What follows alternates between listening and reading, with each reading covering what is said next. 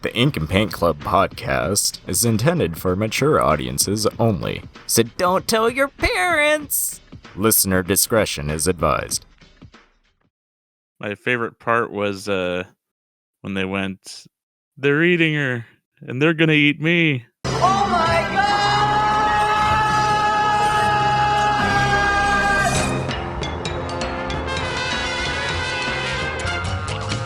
God! You're listening to the Ink and Paint Club podcast, your weekly home for animation reviews and discussions.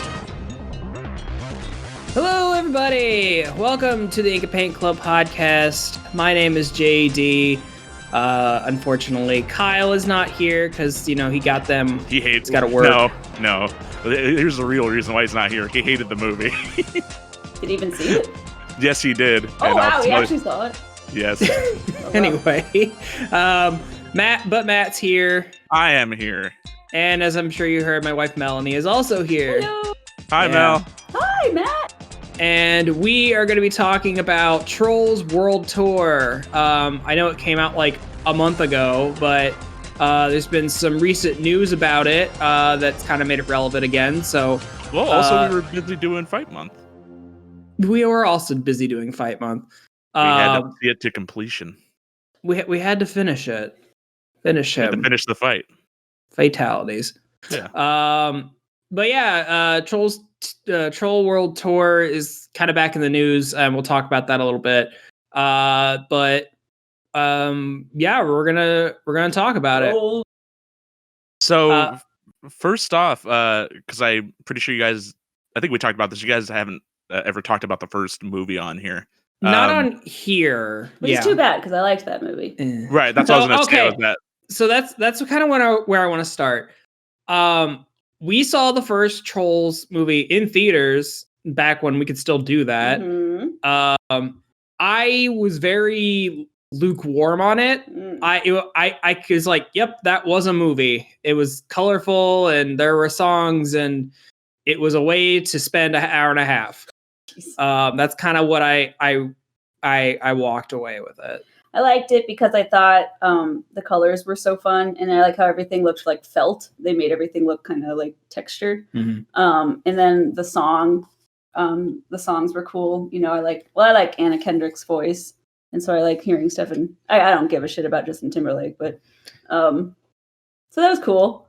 It was Yeah. I thought it was fun. I really enjoyed it too. Like I enjoyed it a lot more than I expected to, just because when I watched it, I was on a plane ride to Germany, and it was just like on the in-flight thing. It was just like, I've been hearing like some decent things about this. Let's check it out, and I was gave really it a watch. hoping you were going to say that when you watched it, you were on drugs. No, no, I was on an airplane. Matt, what was the movie you watched high or you watched drunk? That was I got really drunk and I watched Wreck-It Ralph 2. Oh yeah, that's what it was. That's probably the only acceptable way to watch that movie. That's in the after the fact. Yeah, it seems that way. Wait, what? But yeah, you were on the review for that, right? Yeah. And that's where he was like, I was very indifferent. Kyle hated it, and you loved it because you were drunk. Yeah, we cataloged the experience very well. Back when that was awesome. Back when I was just a guest host. But yeah, first Trolls movie, I did enjoy it, and so when they announced this movie and put out the trailer and stuff, and it seemed like they're going to be injecting a lot of this sort of new musical flavor and like aesthetic styles and stuff into it, I was pretty jazzed for it. Yeah. Pretty excited for it, and then of course, I feel like it had a very different. The second one has a very different tone from the first one. Oh, completely. Yeah. Oh yeah, totally. So I feel like I don't know. They almost feel like two completely separate things. Oh yeah, I totally got that vibe. Yeah, like I didn't really feel like they built on each other. Like the Bergen things were not at all in the second one. To like the they were. Yeah, the very end. Yeah, but they were like the main point of the first one. No, but yeah, I definitely think that you don't need to watch the first movie to watch this movie. Like it has there's no continuity between the two of them. They recap the first movie like pretty swiftly too. They do, have, like, a little but storybook thing. That's pretty cute. But even if they cut that out, if it was literally just like, oh hey, there's all these factions of trolls and they have their own musical flavorings. I mean, that's fine of a story on its own. You don't really need to know about the whole like war with the big troll people from the big goblin people from the last movie. Yeah, I guess before we get to it on the second one, I personally I still like the first one better. I felt like it was just a little more cohesive. I thought the characters were a lot more rounded, especially like with the Bergens, like the romance interest with the two Bergens. I just felt like those were characters that we knew and we understood. But in this movie, in the second one, I felt like the main villain, the rock troll, I didn't really feel like they shelled her character out enough. Barb? I was really disappointed in that because I love her design. I think she's got a cool character design, and I love her voice actress because that actress is in a Netflix show that I really like.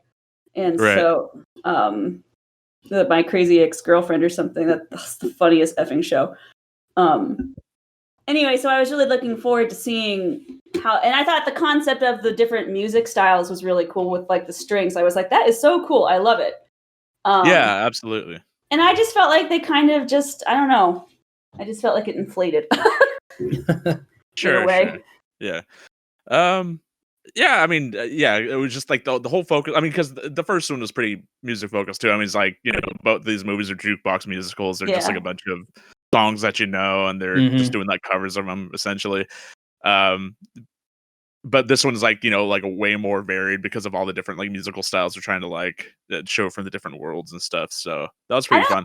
Any original songs in the second one? In the first one, there was that one original song that Poppy sings. I think there might be I think there's a Branch. It was Branch's song that he sang an original. Was that original? Or it might. I'm actually not sure. I didn't recognize that song anyway. I know that it's not like original exactly, but I know for a couple of the songs, like they changed the lyrics for them. Like I know Trolls just don't wanna have. Yeah. Well, no, like I noticed when they were playing Crazy Train at the beginning of the movie, like the lyrics are completely different to like be descriptive of like what's going on in the scene.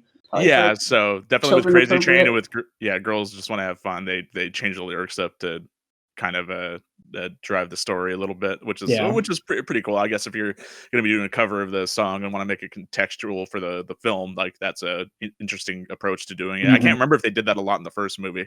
I don't remember. I feel like the songs were pretty true to their originality. Yeah. In that one. And then of course like the main song that Justin Timberlake wrote for the movie. But honestly, I heard that song so much before the movie even came out that it's hard to. Well, it was really weird because the song was on the song from the first movie was out on the radio like a year before. It feels like a good 6 months before it came out, and I thought it was just like Justin Timberlake's song, and then the trailer for Trolls came out and like featuring this song by Justin Timberlake, and it's in the trailer like, oh, so that's what that's for. Yeah, and I will say that the first movie I think really rejuvenated the True Colors song. Was that an old song? Yeah, I think it's from like the 70s or something. Oh, I thought that was a song for the movie. No, yeah, that's I don't know I have to look up the original singer. I'm not much of a music buff, but yeah, I know like I had a lot of students who were like obsessed with that song and that movie in general, and that's what I said. Like the first movie had a whole thing with like their colors, and like so that song fit in because then apparently Branch was faded and his colors came back, even though his colors didn't seem that muted. But like he just went from a dark blue to a less dark blue. Like he's more vibrantly blue. Yeah. And that scene made me cry in the first movie where they're all like pretty much coming face to face with death. I was like, damn. Yeah. That's some hard shit. Yeah.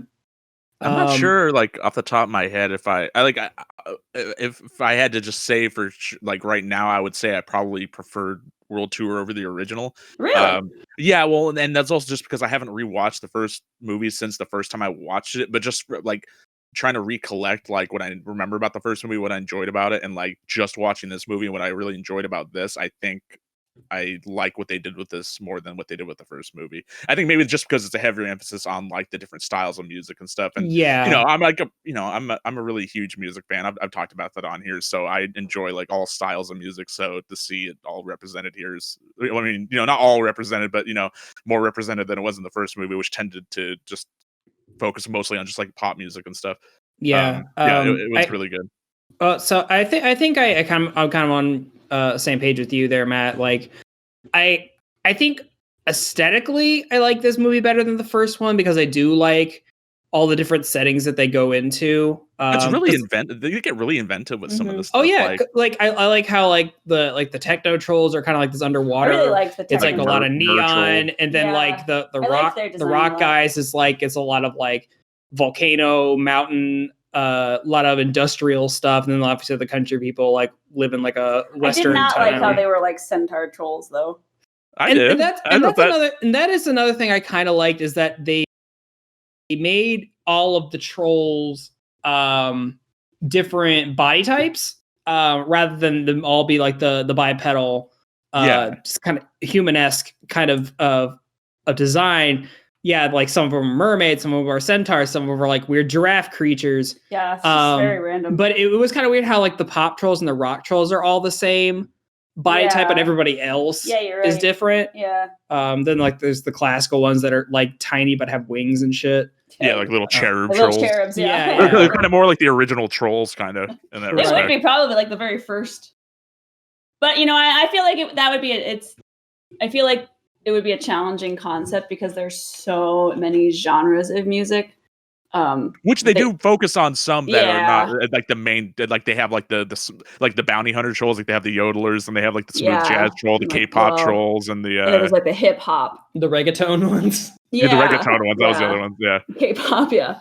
Yeah, because I think they even make like a little. They make like a little mention on their like oh your map's like really outdated. Like disco's still there. Like right. Disco's dead. Really quick, that song "True Colors" was written by Cyndi Lauper. Oh, that is Cyndi Lauper. Oh, okay. And the original release date is 1986. Oh wow. All right. Well, I learned something today. I was way off. So she's had songs in both movies then, because that was Girls Just Want to Have Fun. That's one of hers too. Oh, I don't even really know who she is. So. I mean, she was contextually for me, she was really important in the rock and wrestling movement back in the 80s. Like that got wrestling really popular with the public eye because they had like Cyndi Lauper and a bunch of like with Lou Albano, Mario, it's because he was like in a bunch of music videos. Anyway, I didn't know that. I didn't know that. That's a talk for a whole nother podcast. Yeah. Maybe if we ever do Mario Super Show, we'll talk about. Oh yeah, no, totally. Yeah, so I forgot my train of thought. What I was going to say. Your crazy train of thought. I like the techno troll designs. Yeah, it is kind of weird now that you say that the rock trolls and the pop trolls are the only ones that are the same looking. But I kind of get it. I kind of get it. So stupid. I never realized that her name was Poppy because they're pop. So I think that might be coincidental because I don't think that was the first one. Yeah. It only makes sense because that they're pop trolls in the second movie. I don't know if that, I might be wrong. I don't know. Well, and I don't think every song in the first movie was pop. Because there's a part where she sings "Hello, Darkness, my old friend." That's not pop, like. Oh, that's like some weird folk song.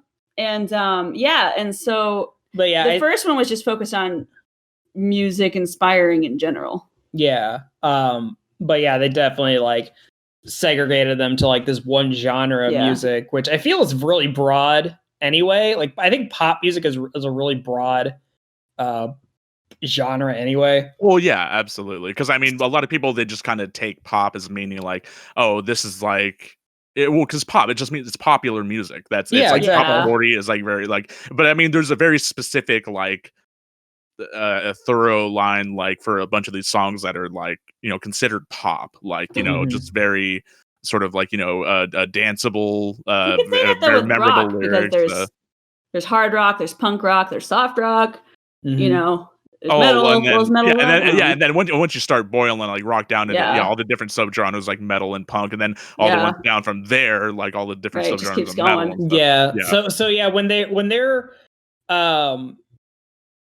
So when they're like factioning off all these trolls into music genres, they're doing like a really like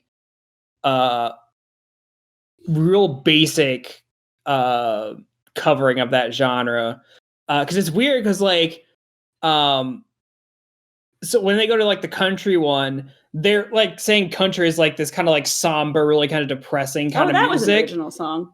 Was it? Yeah, that was Kelly Clarkson. Oh. And that was a new song. But it was weird because Mel listens to a lot of country in the car. Yeah, I know. And country, at least nowadays, is very like high energy. It's very rare that you like get like a sad. Yeah, like that might be like old country, like which our parents' country, which is the better country. Because I mean, when I think about where country is now, for the most part, it's always like, you know, a fucking American flag humping, like, you know. I was on my way home today, and I do like to listen to country. I was on my way home today, and 2 songs right back to back were both about drinking. And the one was like, I could use some whiskey glasses. And then right after that, it was like, ain't nothing that a beer can't fix. And I was just like, God damn, America, like, chill. We have some issues. Like, we like guns and alcohol. My God. That's the American way. Like, the best country songs are always the ones about women killing their husbands. Yeah. Mel's got a few of those. There's a few that I like. There's a whole genre of that. Yeah. Well, then there's a handful of like making love to tractor songs. So yeah. So that's It's just why didn't they put that in the movie? Because you can't have tractor humping and drinking in a children's movie. That's what country is, though. But that's not what they can put. Jeez. Well, I like what they represented country with in this movie, because that's like, when I think about what my favorite type of country songs are, they're very much like, you know, like Allman Brothers or you know, like Leonard Skinner, that type of thing. Like, I mean, depending on how you would consider. Now, see, there's that, a difference between country and like honky tonk, and I Johnny feel Cash and stuff, and I feel like sort of those more somber songs kind of fall in the honky tonk category, because there's a lot of I don't know. I mean, we could go into music theory, but yeah, that would be a whole nother discussion. Listen, my Pandora's full of emo skater music, so I mean, country's not my forte. I want to just right off the bat, though, I want to talk about what my biggest issue with the movie was. Go for it. My biggest issue with the movie was with the main villain character, Barb. Because they didn't explain why she was doing what she was doing, like why she wanted to combine all the music. I guess just because they thought the pop trolls ruined stuff.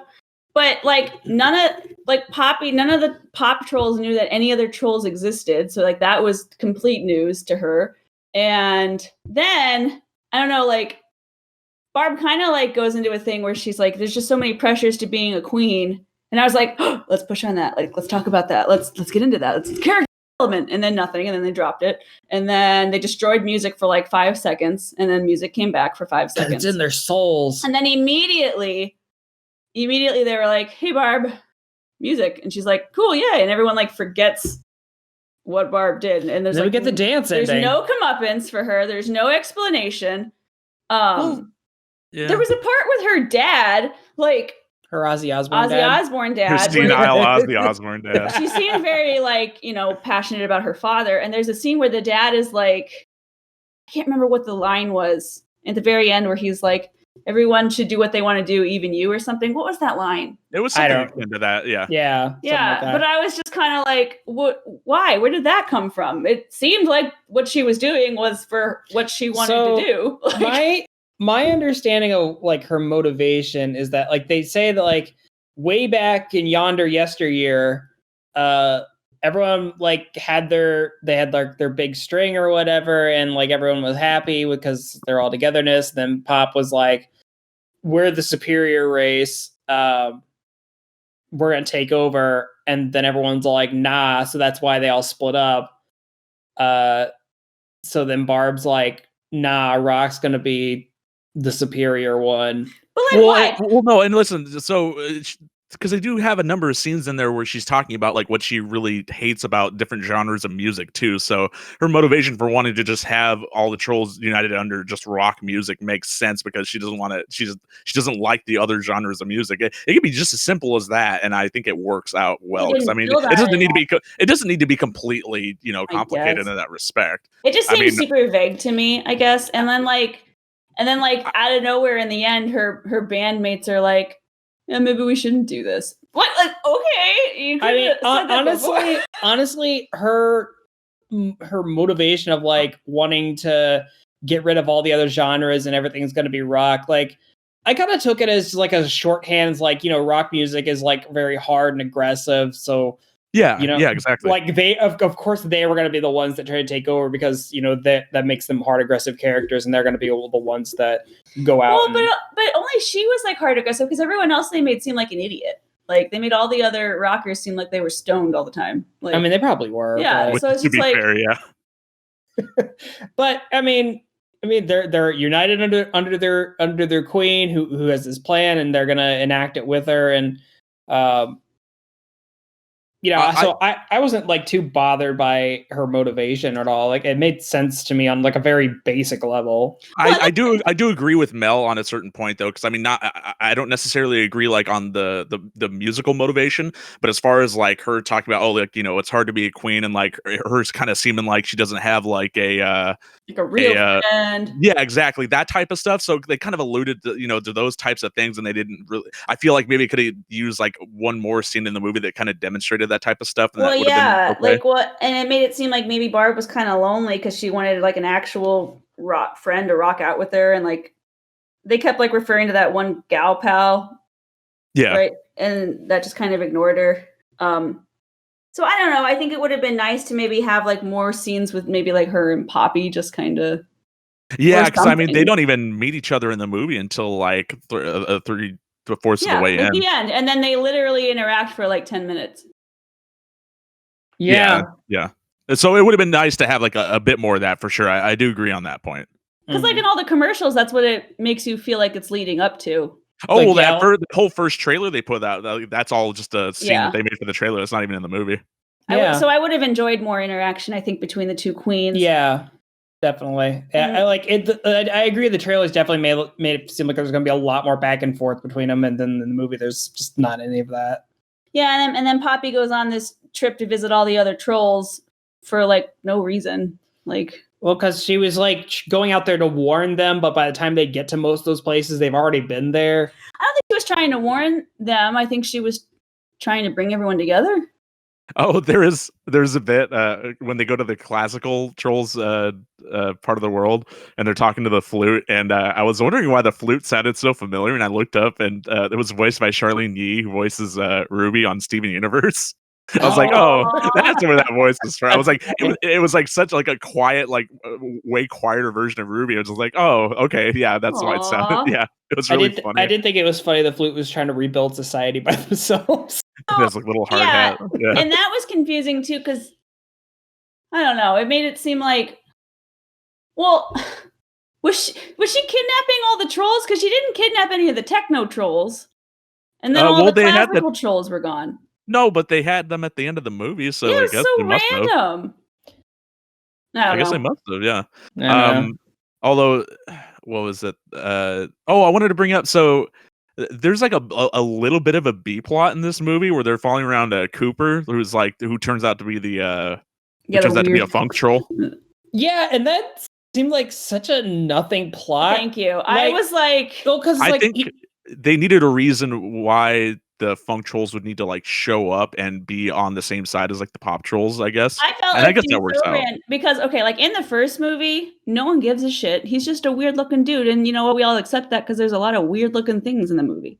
No, because even like the other troll in like their group, like the what was it, Biggie, like the really big troll. I mean, he doesn't look like the other trolls either. But right. And he's got that weird little worm thing. I mean, at least the James Corden one has is like the same kind of like body type as them, but he's not like a four-legged. I do remember in like the first one being like, oh my god, that thing's ugly. Like, but yeah, like his whole plot is like he goes out and and then all of a sudden in the second one he's like, oh, there are trolls that look like me, and I was like, I didn't know that was an issue for you. I didn't. That wasn't the main focus of the first movie.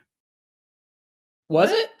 I said it wasn't a main focus. Oh yeah, it's like they learn that there's other trolls out there. It's like, oh, I should go find trolls like me. Yeah, they cut back to him periodically of him wandering around the world, and then he's just with the funk trolls. Yeah, and that's the end of that story. And then he happens to be a prince. Like, and that's it. Yeah, so like I said, I think they had it in there just as sort of a way to get the funk trolls in there, like also because it seemed out of character for me, in my opinion, how he just like put on a cape and snuck out. Whereas I don't know, like in the first movie, they're all like BFFs and all together and we're part, yeah. So I feel like he would have at least said to the other ones, like, hey, bye, I'm gonna go look for my family. I don't know. It just seems like a super different character. And then like another, like there's so many like plot points dropped into this that like really feel undeserved or just are unresolved in a satisfying way. Like there's that whole thing that they do with like the pinky promise. And then he's like, you broke your promise. Like, dude, none of the shit you've been up to since that was established has been in her control to like she's been doing her best to keep you guys safe and like. But then nothing happened. There was no then he leaves. Negative consequences to breaking. He leaves, and then this is kind of resolved by the plot. And then when ending. he gets back, he's like, "I shouldn't have left her. I'm gonna go back." And then he turns right back around. Yeah, because they needed a group of trolls to get away from the pop trolls' world so that they can come and save them later. So. I mean, that makes sense. I mean, like when you're thinking about it, like through the story, like maybe contextually it doesn't make sense, but I think like a lot of this movie feels like it's driven by what the plot needs the characters to do, not by what the characters would logically do themselves, if that makes sense. Like, well, I'll tell you this. I'll tell you what that really motivates them is that they need funny scenes for the trailer. Yeah. Oh yeah, for sure. So that's why like that whole pinky promise scene was probably made just to have that in there, like in the trailer. I will say every single time we watched that trailer and that part happened, and the weird troll was like, "Dang!" I laughed every time. Yeah. Every time. Then there you go. Then it was worth it. Yeah. But what I'm saying is, if the pinky promise was broken, shouldn't there have been like a big explosion, like when they made the promise? So then we would have been like, "Oh shit, she actually did break the pinky promise." Yeah, instead of just like, because maybe she never did break the pinky promise. Yeah, she didn't, and that's why that didn't have that sort of a same effect on it. I guess. Stupid. That would make sense. Weird. I think that was just Biggie like kind of overreacting to. Well, maybe not overreacting necessarily because they were getting into some like heavy shit, but. I didn't even give a shit about that troll's character. I was like, get out of here. You're so annoying. Like, is that just you being annoyed at James Corden? Or? No, I love James Corden. I do. Oh, okay. I want him in everything. But no, you hate his character. That character had no reason to be there. Like, just to fill up screen time. Like, literally, that's all he was there James for. The whole movie is there to take up screen time. Like, I felt like it could have literally just been about Poppy and Branch. Like, and I would have been fine with that. Yeah, but you know, those other actors, they need money too. Yeah. Well, now I'm also wondering because I know they have like a whole TV show on Netflix too.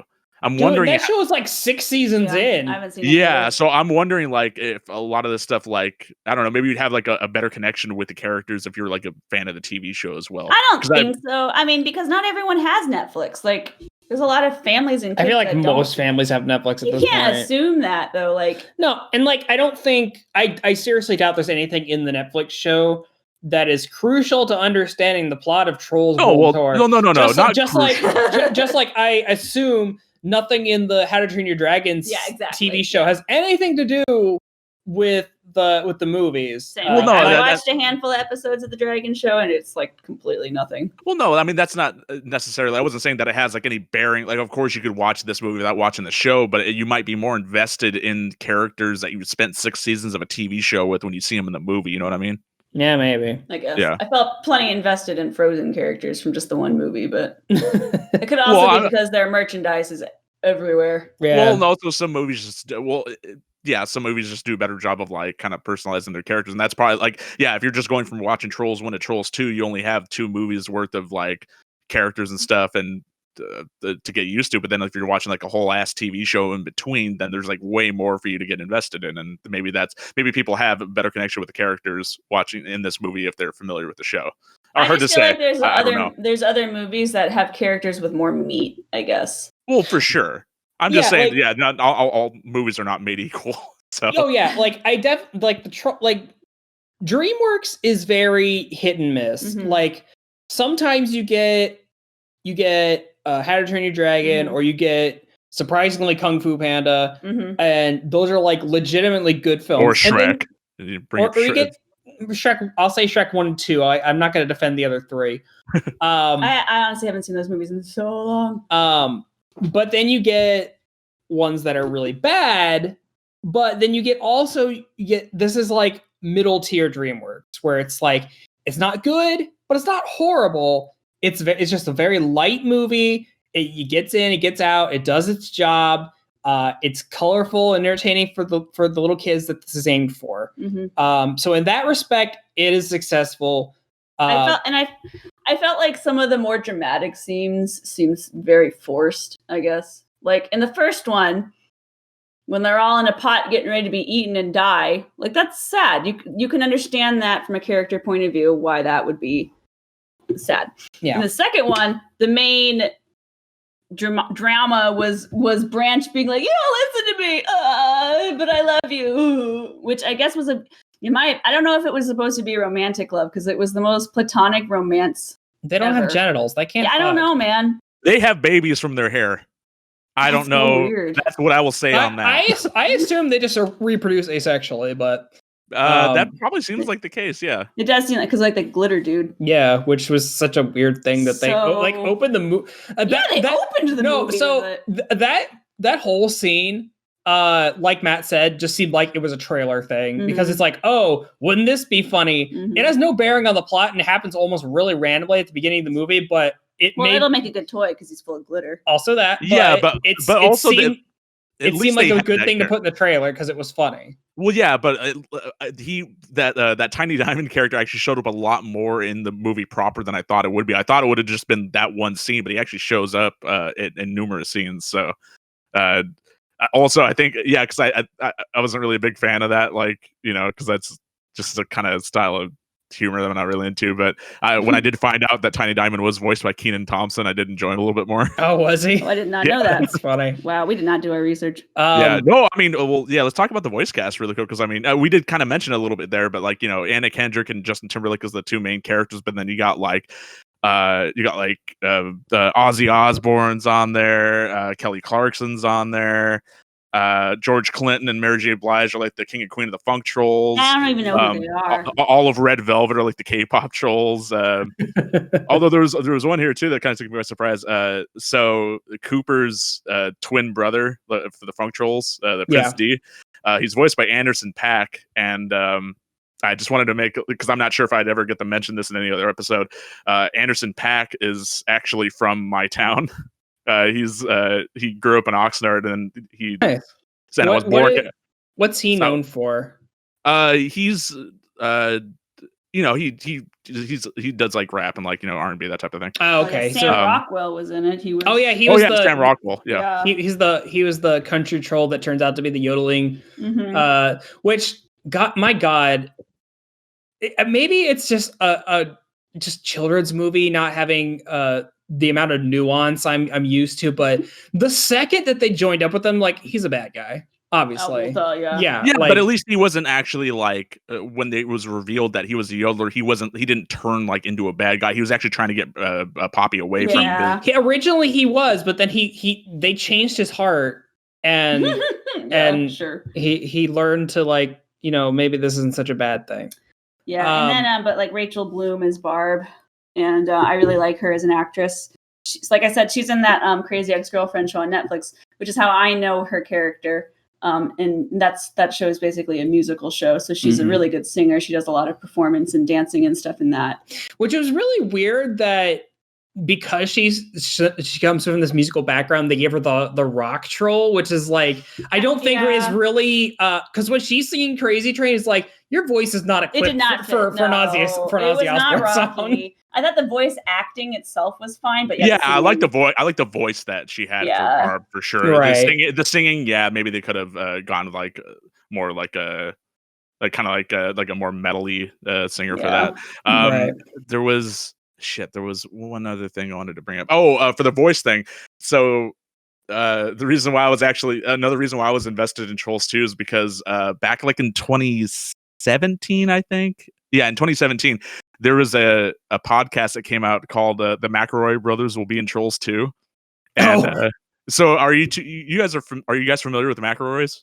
I know of them. I've never listened to any of their stuff. So yeah, they have like a fuckload of podcasts. Like my brother and me is like the most popular one they do, but they also do like a Monster Factory like on YouTube and like tons of other stuff. But anyway, yeah. So one of the podcasts they started doing in 2017 was McElroy Brothers will be in Trolls 2, and that was them just sort of trying to lobby to get them voice acting roles in the movie. Okay. And yeah, so it was funny. A little bit of the marketing, like when the movie was coming out, was towards Griffin, Justin, and Travis McElroy are, and it just showed like these really bit characters they did like one line for, or just like sound effects for, and it was like really funny. So I was just like, oh wow, those crazy sons of bitches, they really did it. They got into Trolls too. Congratulations, guys. Yeah, that went right over my head. I don't know anything about that. Yeah. It was just really funny.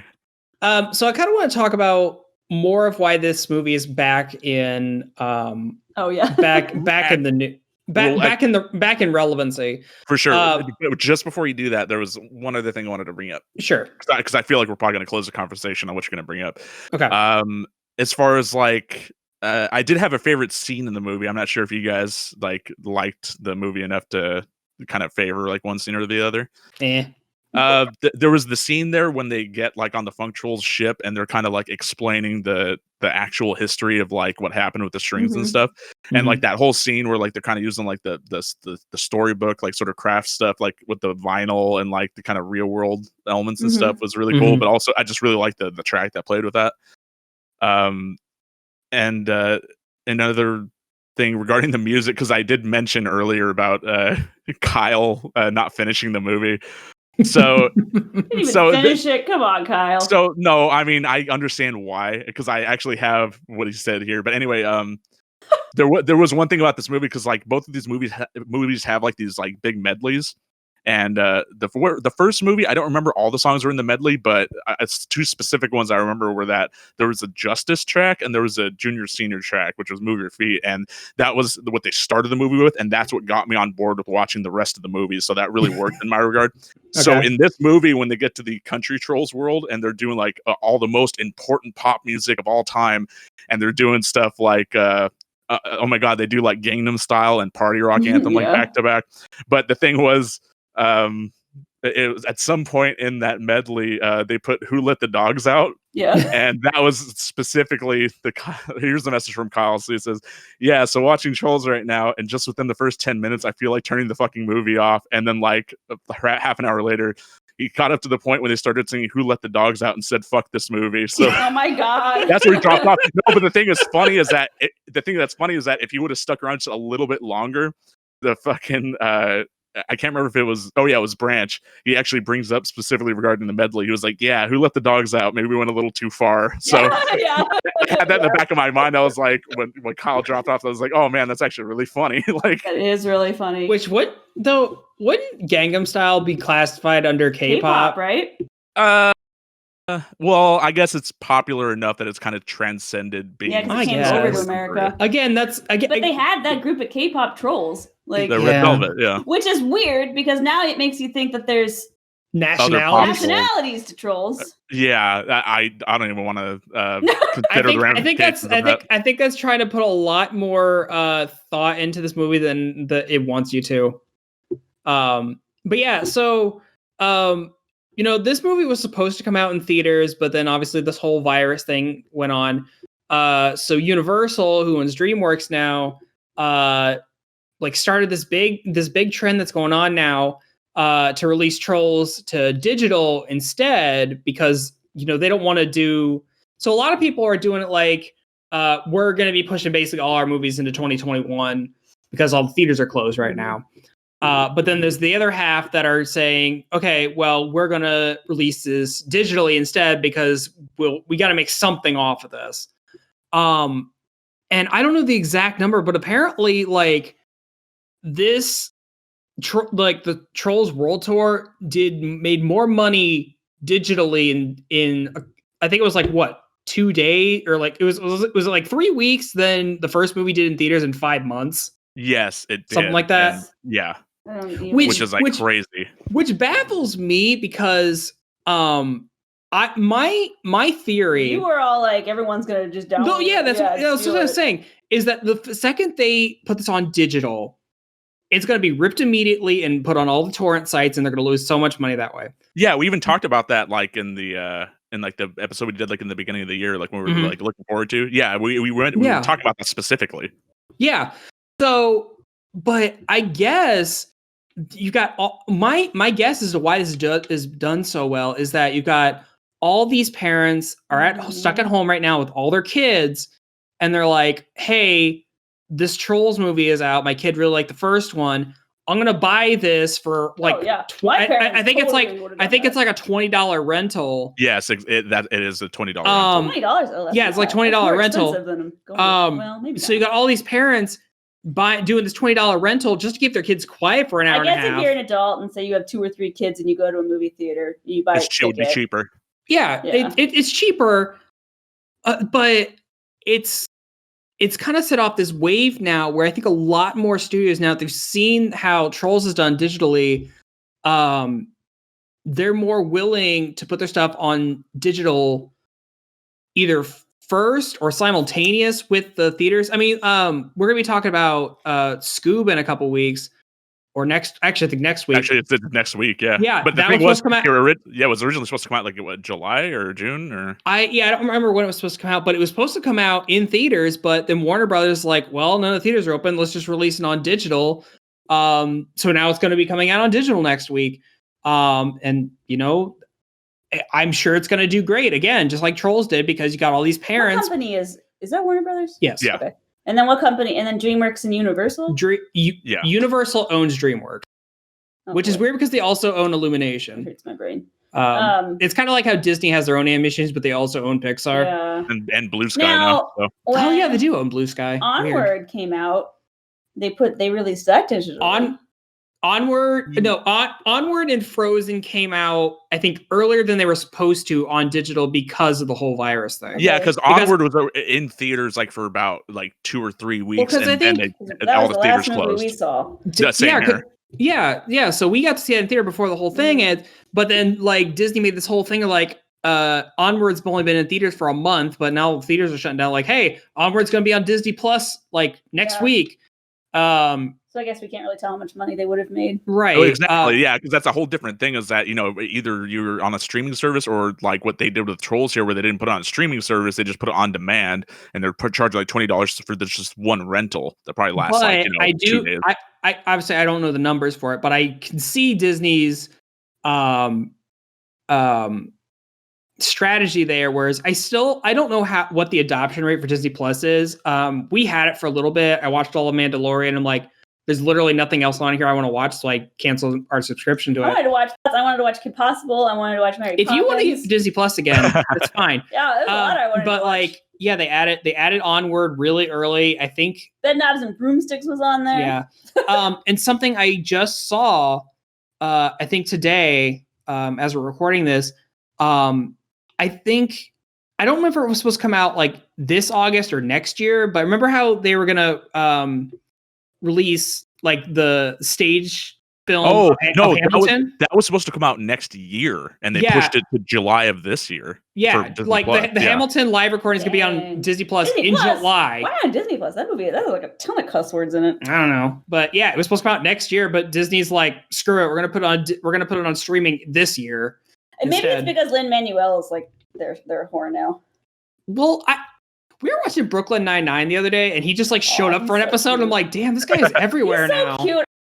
Be in everything, and I would never. He's in DuckTales, and like he's in he did the Mary Poppins 2, which I haven't watched. He did some music for Moana. Yeah, so he's everywhere. Yeah. Well, Disney was like, he's ours.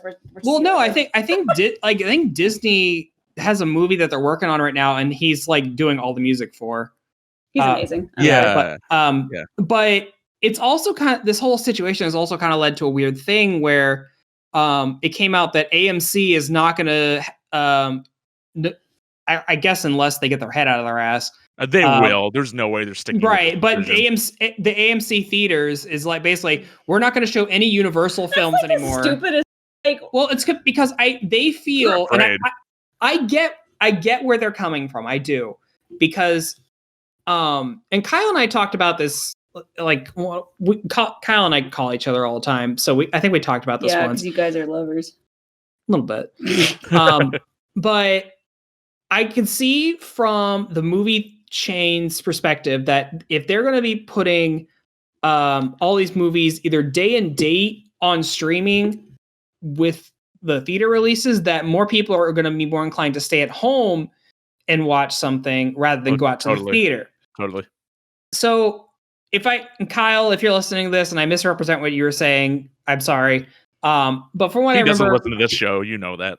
I don't listen to this show, and I edit it. But basically, Kyle was kind of in the camp where, like, he, if I remember right, he's like, yeah, he would rather stay at home and watch something rather than go out to the theater. See, I'm completely opposite. That's what I was saying. Yeah, is that Mel here. and I really like going out to the movie theater, and I don't think if more studios do this day and date streaming and theater release, I think it might impact the theater industry a little bit, but not enough to like completely destroy it. Because I honestly think that the experience of going to a theater, seeing something on a really big screen and like all that surround sound and just like the environment. I love just the process of like, we know we're going somewhere to do a thing. Like, and then you can watch a movie without like distractions or like, you know, and then you can sit in your chair and then, and then like the big screen and it's and the lights go out. And it's annoying when you smell of popcorn. It is kind of annoying when you get in like those really crowded new releases and everyone's being really loud and obnoxious on their phones. I kind of thrive for that type of stuff because I really enjoy having like the audience reactions for like, you know, really big blockbuster movies. Like it would be a way different experience watching like Avengers Endgame with like or just yourself or watching it with a whole crowd of nerds. Like it's like it's unparalleled. One of my all-time favorite things to do is because we see a lot of obviously movies directed for children. And so sometimes we'll see these movies at 10 o'clock at night and there's like no one in the theater, but every now and then we'll see one of these movies, you know, early enough that there's a bunch of kids in the theater. And when we saw Frozen 2, I mean, I love being in a theater and listening to kids' reactions to things. To me, it makes a movie like so much better. I think it's so cute. So like when we went and saw Frozen 2, the first scene where Elsa came on, that little girl in front of us was like, ah! I think you mentioned that when we talked about Frozen 2. Oh, it was so cute. And it was funny because we went and saw Onward at like probably like 5 o'clock in the afternoon. And there was this little boy behind us who literally clapped at every scene. Commercial that came on, he was like, I want to see that. He did. Every commercial. I want to see that. So funny. And so, yeah, there are little annoyances that come with the theater experience, but I think there's also a lot of positive experience that you just can't get at home. I mean, even like the most developed like home theater, you could have like the biggest screen you could feasibly get. You can get the best sound system you physically get. You have as many seats like in your room in your house that you could try to get, but like it's not gonna be the exact same as going to like an actual theater to watch a movie. And kind of like you said a minute ago, we sneak like burritos. We did do that once. We stuck Chipotle in. But like, I cannot imagine going to see, like you said a few minutes ago, Matt, I can't imagine going to see like Avengers. Oh yeah. And watching it at home for the first time. Right. No. That's and like, so do you think experience. Marvel's not going to want to lose out on that theater experience? Oh yeah, there's no way that they're putting like Black Widow on Disney Plus or anything. No. Like, which is really they're gonna wait until the theaters come back. Which is really sad because there's all kinds of Black Widow merchandise out right now. I saw, I'm saying I'm really upset because this summer seemed to have a lot of films geared towards women. Like with Mulan and Black Widow now. And what the fuck is going on? Oh yeah, Wonder Woman has so much merchandise out too. I was like really excited because it seemed like the summer for women. Like, and now this. Are you saying the coronavirus? Are you saying the coronavirus is anti-feminist? It's sexist, yeah. I do. Coronavirus is absolutely sexist. So it's making everyone stay indoors, not just women. I'm just messing. So I don't know where ultimately this is gonna end up, but I don't think. I don't think that the theater is going anywhere. I don't think movie theaters are going anywhere. Really quick, what I was gonna say. All I meant with the women's thing was that I hope this doesn't mean that they're going to make less money. And I hope the industry doesn't take that as it's because they're women. They will. No, you know Yeah. they will. So that's my whole thing. Yeah, no, I totally understand that. Because it took forever for us to get this Black Widow movie. Forever. I mean, we've wanted this damn movie for years now, and now they're finally making it. And after she's canonically dead. Yeah, which they they skimmed over her death in the movie. By the way, oh yeah, they didn't even give her a funeral. That's true. They fuck you, Avengers. Like, damn. That's fine. I don't really like That's Black Widow. Get out of here. Although I'm gonna go see the movie. Kill you. Yeah. Because it has Taskmaster and it has Red I Guardian. just don't really like Scarlett Johansson. David Harbour. Yeah, I'm not really a big Scarlett Jo fan. Yeah, that's the thing. But I mean, but I love Marvel, so you know, I think that movie will be entertaining despite her. Well, she does all kinds of Oscar bait stuff these days. She was in Jojo Rabbit. She was. What was that one she did with Adam Driver? Oh, Marriage Story? Marriage Story, yeah, that one too. She got nominated for lead actress and supporting actress this past year. Yeah. That was crazy. Was crazy. Which, so I do have to give her a nod to her. I guess totally off topic of trolls. Sorry. Yeah. No, that's fine. Well, so what JD was bringing up, like, I feel like, I definitely do agree because you really can't replicate the movie theater experience in regards to, but also I think much in the same way where we thought that piracy was gonna fucking nail the coffin shut for profit for Trolls World Tour. In the same way, I don't think that, like, obviously there will probably be a little bit of cut into profits for theater showings as opposed to digital rentals and stuff. But I would think that it'd probably be maybe not negligible, but you know the theaters are still gonna be getting by. I mean, with the volume of the product they're showing, and this is the thing, is like we don't even know that all companies are going to be doing this. Like, really only Universal I've seen. Well, I mean, Warner Brothers is testing the waters of Scoob, but it seems like Universal's the only one that they've seen firsthand, like what it can do now. So they're obviously on board for it. But I want to know if Disney is just going to release the Mulan movie straight to Disney Plus. I've not heard anything. I haven't heard anything about it, which is weird because I was actually kind of excited to see it. I was really excited. I thought it looked. I think Disney is stubborn enough that they're going to wait until the theaters are back open to put out these. Because these movies are like, it makes sense to put out Trolls like on rental because it's just, you know, it's just for Universal, it's just like another like animated movie that'll, you know, make them a decent profit. But for shit like Black Widow and Mulan, like these giant like Disney princess and Marvel movies, there's no way they're relegating it just to digital. They'll wait as long as they need to. What about that to new get the maximum movie? profit. Oh, Soul. I think Soul might. I don't think they've moved it yet. That was far enough in the year that because that's like in July, I think. No, that was in like September, isn't it? I thought it was July. Maybe it is July. Maybe I'm. I don't know. Maybe I'm tripping. But yeah, as far as I know, Soul hasn't been moved. I don't think because of Troll's success, really anything's going to happen. Despite what you would be reading like a news article. Despite what you'd be reading in news articles right now that are saying shit akin to like Trolls World Tour may have just ruined the movie theater industry. like what a fucking headline.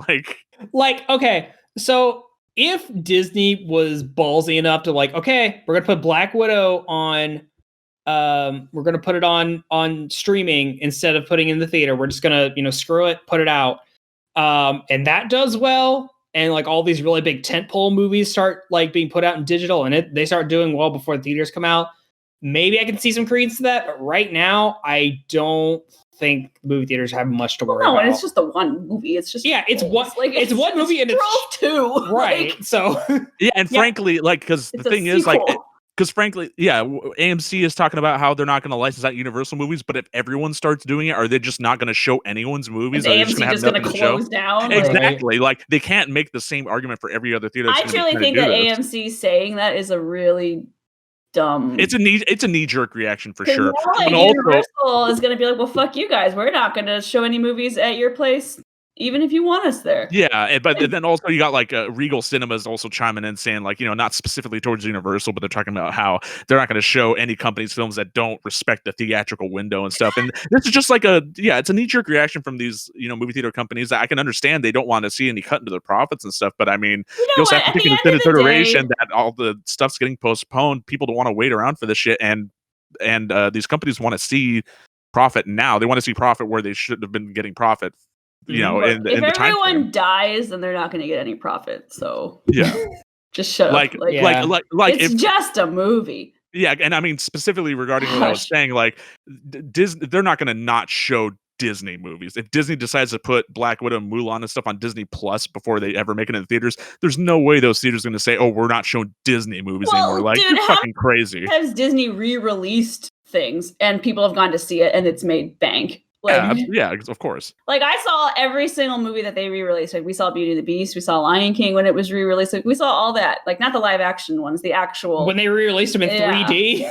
And I was so bummed because Little Mermaid was next. Remember? And I was so excited. Were they? And they canceled Little Mermaid. Oh. Would you say that and made you you don't like that movie, so you were okay with it. And I remember being Mel, really bummed. with them not re-releasing Little Mermaid, would you say that made you a poor unfortunate soul? So yeah, I think it's too soon to say. I was in pain and in need. Yeah, I think it's too soon to say whether or not what this whole virus is going to do to the theater industry. But I think right now is just they just need to chill out and wait. Everyone needs to chill. It hasn't even been 6 months. It's been like 2 months. It's felt like 6 months though. Yeah, it has. I just have no patience. I really don't, because I don't have patience for heartless like businesses. Because no, I mean, well, you're basically saying your movies are more important than a human life. Like, shut up. It's a movie. Like, most people in the protest might disagree with you. It's so stupid. I'm sorry. I don't mean to get political on the podcast, but it just pisses me off. Like, so I think what we're saying is that Trolls 2 is an okay movie. Yeah.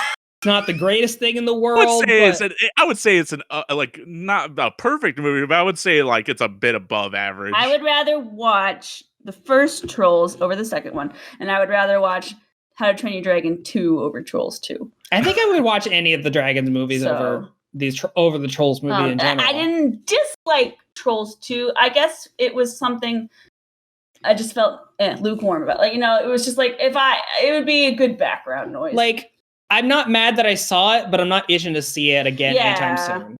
Sure. So, whereas the first one, I feel like I could rewatch. I think the second one has a lot of cool visuals over the first movie. A lot of cool world building. Yeah, a lot of like really good. But it's which is so interesting to me because I was thinking about that because like Frozen 2 was about world expansion as well, and it just seems like. Well, I mean, I feel like that's just the job of the sequels. You have their first movies to establish. Aladdin 2, Return of Jafar. You got to make the world bigger.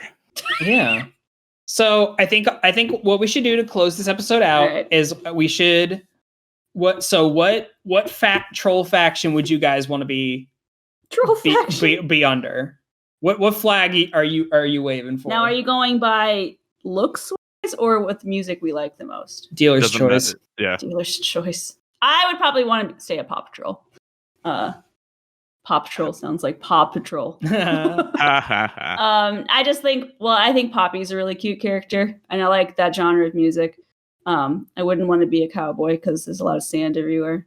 I like the techno trolls, but I'm not really big into techno music. So probably I would probably be a Paw Patrol.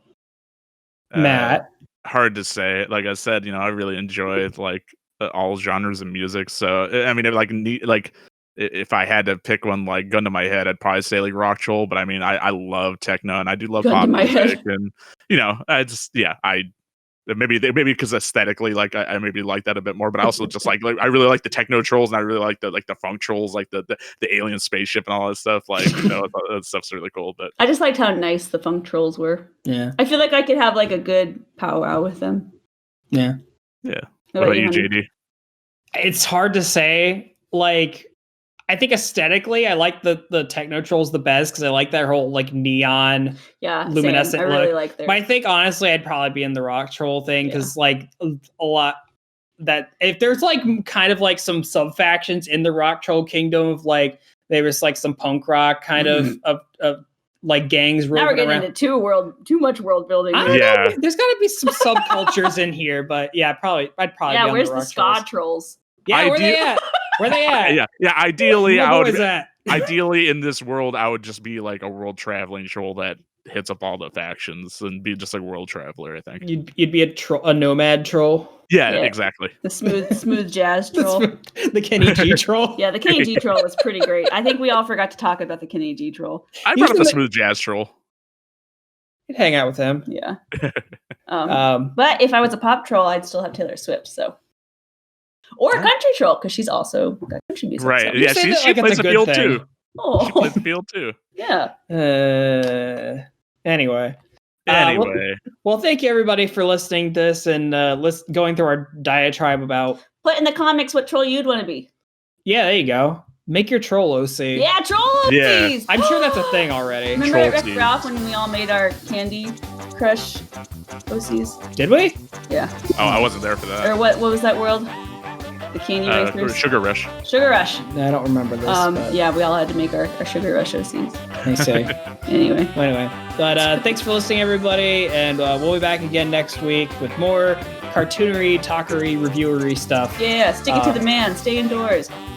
Yeah, be safe. Wash your hands. Don't go out if you have to. Wash your hands. Wear a mask, JD.